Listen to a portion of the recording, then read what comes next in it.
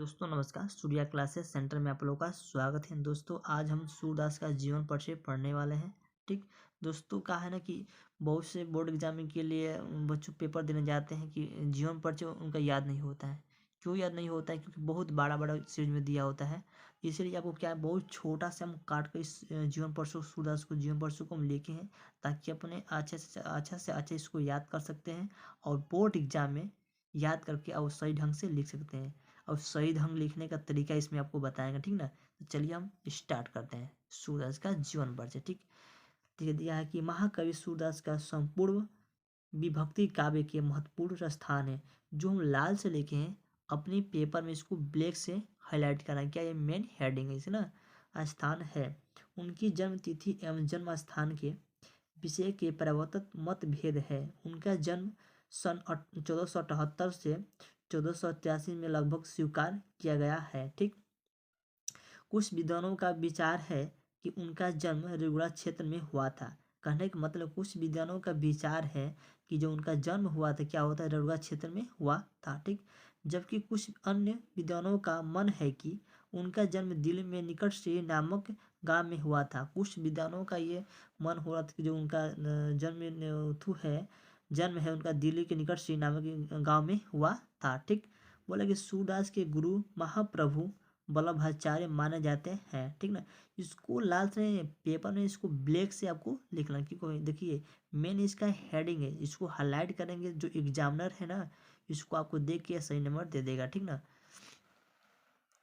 तो माने जाते हैं गुरु जी से भेंट से पहले सूरदास प्रभु का गुणगान विनय के पदों में किया करते थे। अपने गुरु से आग्रह पर उन्होंने शेष जीवन में अपने पदों द्वारा भगवान श्री कृष्ण की भगवान कृष्ण की बाल लीला, मुरली वादन, गोपी विरह आदि का चित्रण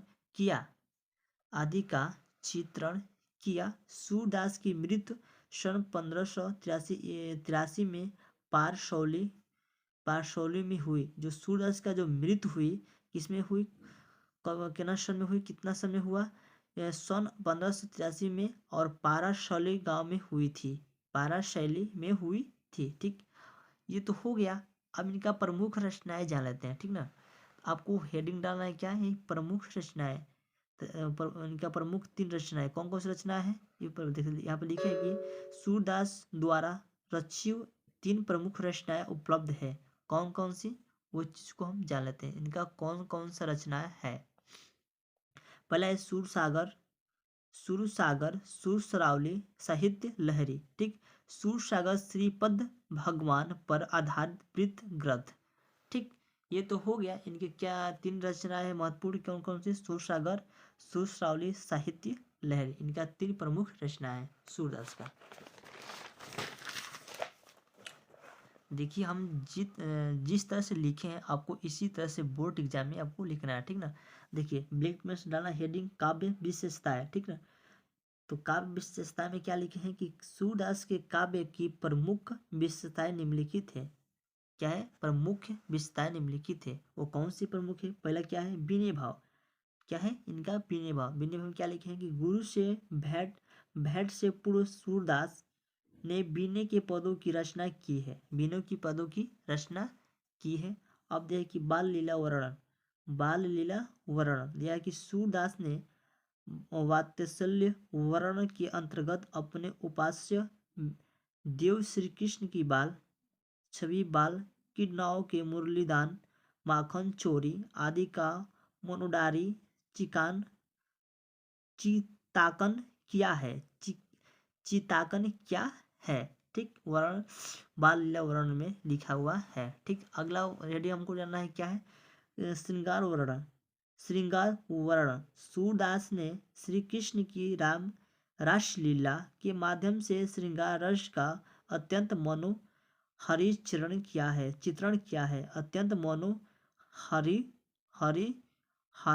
चित्रण किया है। ठीक, ये क्या है, इनकी काव्य विशेषताएं है। क्या इसमें काव्य विशेषताएं 3 लिखे हैं। ठीक, आप देखिए इनका जो भाषा शैली है क्या है, उसको पहले हम पढ़ लेते हैं। दिया है कि भाषा शैली, ठीक, ब्लैक में लिखना है आपको भाषा शैली। ठीक, उसको लिखना है सूरदास के काव्य की भाषा शुद्ध साहित्य ब्रज, शुद्ध साहित्यिक ब्रज भाषा है। उसमें उस समय संस्कृत के अत्यंत शब्दों के साथ साथ शब्दावली तद्भव शब्दावली का भी सुंदर प्रयोग किया गया है। सूरदास के काव्य में उपमा, रूपक, उपेक्षा, श्लोक आदि अलंकारों का सहज व स्वाभाविक प्रयोग किया गया है। ये क्या है? सूरदास का प्रमुख रचनाएं हैं।